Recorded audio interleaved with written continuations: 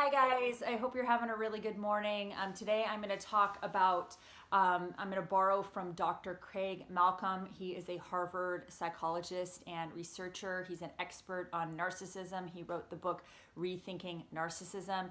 And what I'm going to talk about today is the covert narcissist and the 3 E's, according to Dr. Craig Malcolm.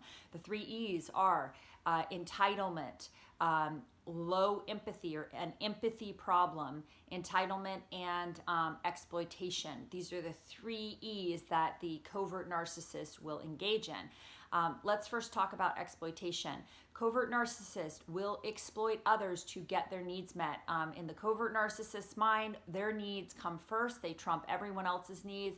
Other people do not matter. They will do whatever they can to get their needs met. Their needs for sex, their needs for validation, their needs for feeling special, their needs for money, their needs for food, their needs for having somebody to provide a image of legitimacy or to make them look normal. They will exploit people emotionally, psychologically, financially, physically.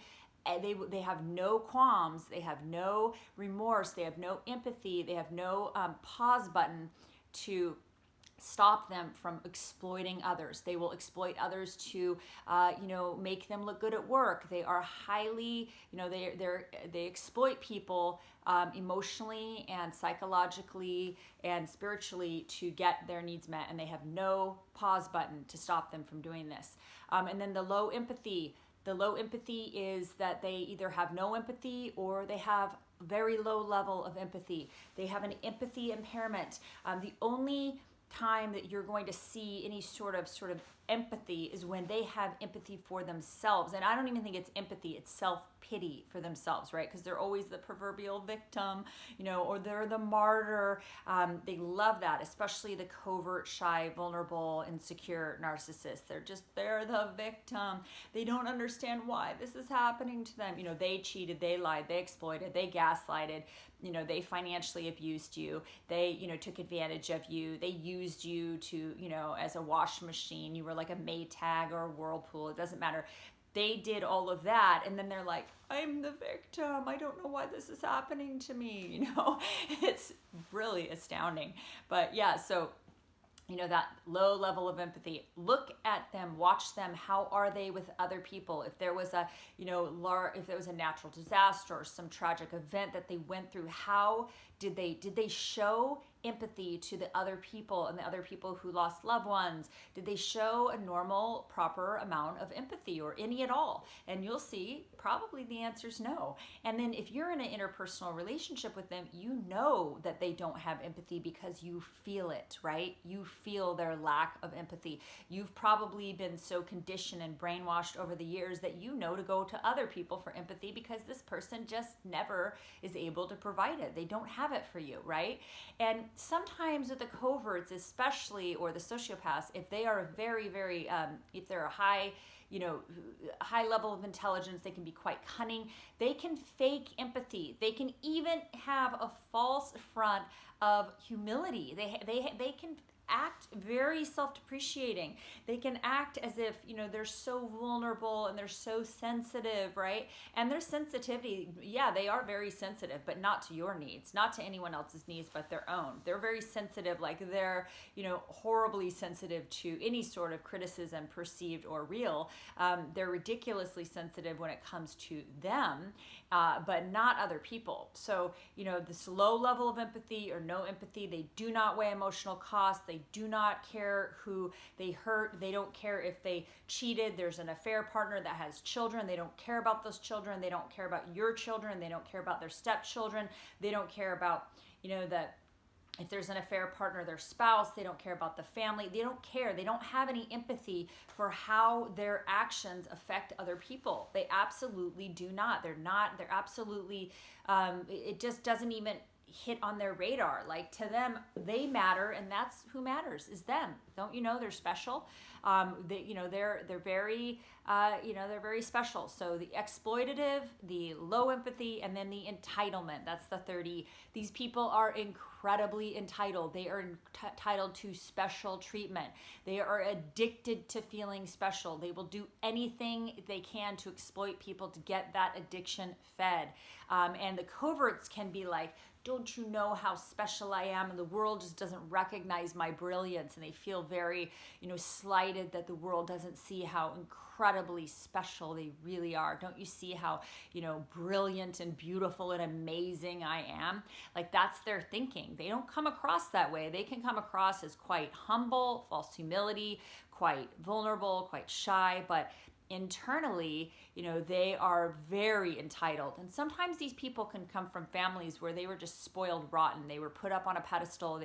They were the golden child. Nothing they could do was wrong. They were just, they were glorified by their parents, which, by the way, is a form of abuse. If you are putting your child on a pedestal and treating them as an object instead of, giving them unconditional love, like everything with them is, approval. These families often approval based on performance.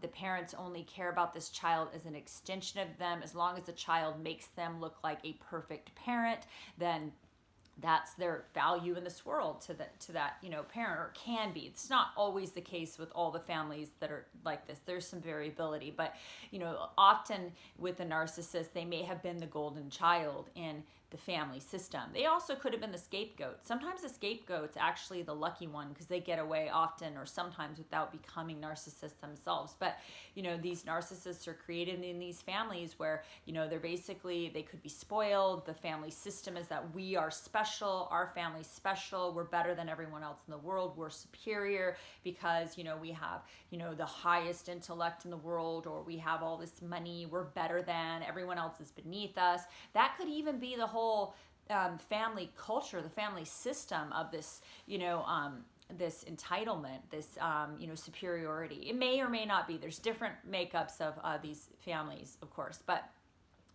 in general, they are entitled. They are entitled to lie, cheat, and steal. You, on the other hand, if you're in a relationship with them, you need to remain faithful, but they are entitled. They can cheat on you because they're special. The rules do not apply to them. The rules apply to you. You better adhere to the rules, but they don't apply to them. So these are, in general, we're talking about a incredible hypocrisy. Like, these people, do not, the rules just do not apply to them. Like, you need to be honest, you need to be faithful, but they're special. They don't really need to adhere to any of those ridiculous rules because they're so special. Don't you know how special they are? So there's that whole addiction to feeling special, and unfortunately, they will exploit people to get that addiction fed. They don't care the collateral damage. So those are the 3 E's of the covert narcissist, according to Dr. Craig Malcolm. And I think he does a really good job of sort of looking at this particular personality disorder. And the coverts are, they're different than the overts in the way that they manifest. They know that if they send, if they show the world who they really are, how they really think, and what they really do, then they will not get what they want. So they're more cunning than the overts in that way. I think the overts in some weird way are actually slightly more honest because they're like, yeah, I'm the shit, don't you know it? And they're like right out there, like, showing that.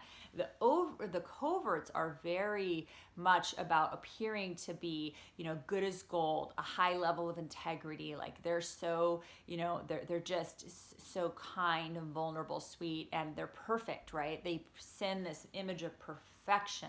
They're just absolutely perfect, but internally they have the same defense mechanisms, the same thinking as the overt narcissist. And again, we've gone over all of these, but some of the behaviors of the covert narcissist is, they lie, they cheat, they steal, they have usually have a hidden pornography or sex addiction. They sometimes have a comorbid alcohol or drug addiction. They engage in gaslighting, which is psychologically making you question your reality. Silent treatment as a form of punishment, passive aggressive behaviors as a form of punishment, stonewalling, insincere communication. They project all of their garbage onto other people. They do not take any personal responsibility for the harms they cause or for their behaviors. They have an inability to apologize. If they do apologize, it's going to look like this. You know, I'm sorry you feel that way, instead of, hey, I'm sorry I cheated on you. I need to make amends. What can I do to make it right? That's an apology. But I'm sorry you feel that way, or it's unfortunate the way that things worked out. Again, you notice they're not taking any personal responsibility.